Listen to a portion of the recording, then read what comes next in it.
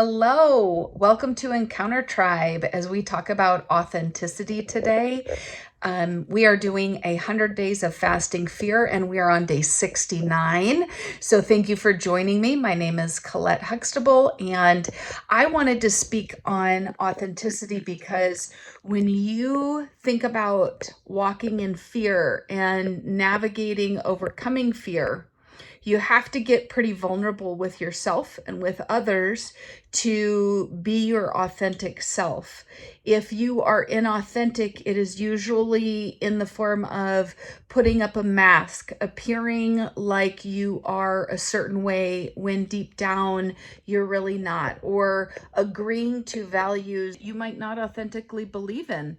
And those are things that happen when we have insecurities, when we have the fear of man, when we struggle with even being okay with who we are.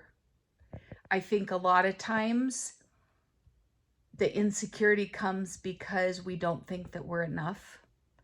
And it takes a lot of vulnerability to be authentically you, but it is ultimately such a high place of peace to not be torn between maybe meeting somebody's expectations or feeling like you have to be a certain way to be accepted. Again, it goes back to, are you enough?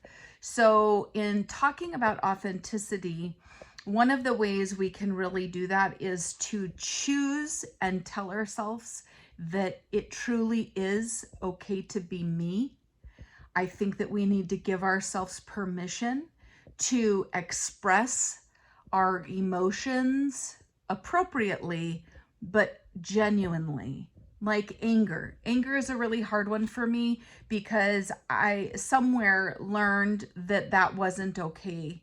And even it was probably 2 years ago, somebody told me you need to allow yourself to feel anger because your body is really having some struggles health-wise because it's storing up emotions.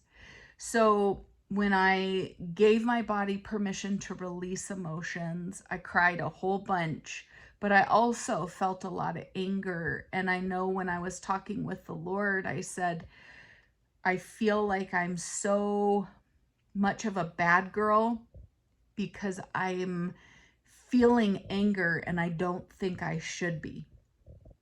And the Lord told me, well, who told you that? And did I tell you you can't be angry, or that I view that as being bad? And I was like, no, I can't think of one time that you've told me that.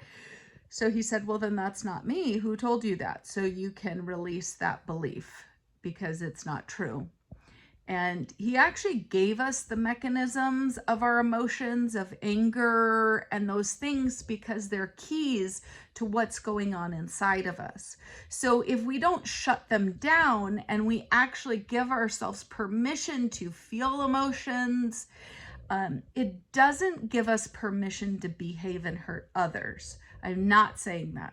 I'm saying that being authentic means actually allowing ourselves to feel emotions and begin to dig deep into what is really going on in our heart. What is in the deep places of our heart? What are the lies or beliefs? What are the things that might be true but painful?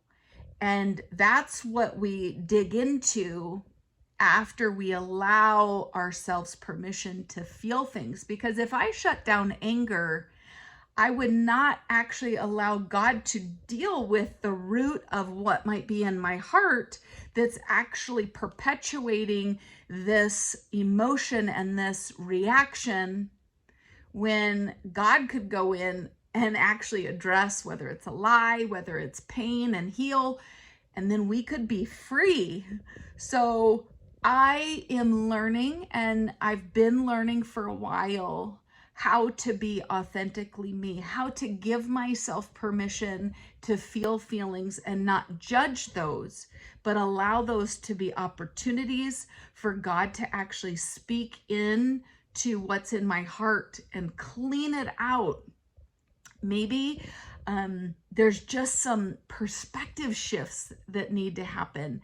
So I looked up, I'm a word person, so I looked up what does it mean to be authentic? And in the dictionary, it's one of the definitions was undisputed origin or genuine. And I felt like the Lord was saying that it allows for the very deepness, the very real what's going on to be exposed in friendship. I know for myself, authenticity is extremely important. And even with my husband, I would rather him tell me the hardest things. If that is what's going on for him, I want him to tell me the hardest things because I want the truth. If I have something that's not the truth, I can't deal with that. There's nothing I can do. There's no way that I can come in close. There's no substance there if it's not the truth, if it's not authentic. And even when it's hard, I so prefer authenticity over a false easy any day. So with friendship, it's the same thing. I would rather go through the hard with somebody. I would rather address the things that are inside of me that maybe bother them or that I'm doing that's hurting them and wanting to know that over having a superficial friendship where we're not sharing these things, where we're not being authentic. I value the level of authenticity, vulnerability, genuinity. I love those things. Those are what is the substance for relationships in my perspective. So I think God wants us to be that way with each other, but he also wants it to be that way for ourselves. Sometimes you might find that you're tricking yourself into believing something that maybe isn't true. Truth and love are very important for authenticity. If you could imagine yourself being a certain way because of expectation of God that you think, or your parents, or a friend, or your spouse, and you behaving that way and receiving acceptance, somehow it feels empty. My experience has showed me it feels empty. But when we can be real, even when they're upset about that reality, there's also a deep sense of peace, like,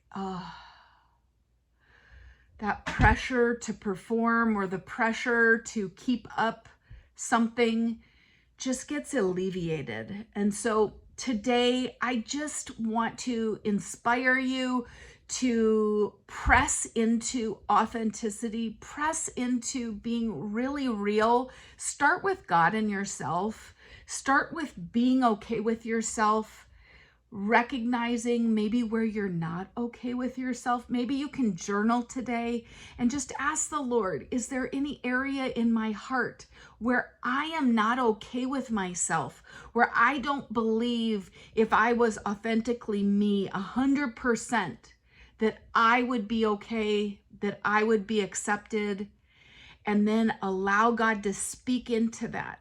And then maybe you can ask him, if I am this way, would you accept me? Am I acceptable in your eyes? That is a very powerful thing to hear from the Lord, that you are accepted by him just as you are, which I believe is the reality, is that God accepts us. He calls us to higher places because he wants us to freedom. He wants us to flourish. He wants abundant life. But at the heart of it, he accepts us because he loves us and his blood paid for everything, which is amazing. It's a beautiful gift.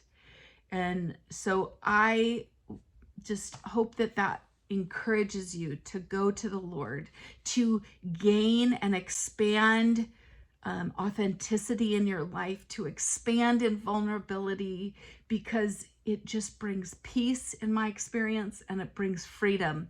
And I am all for more freedom. So blessings to you. And I hope that in this you feel a greater level of love from the Lord. And I hope you join me tomorrow.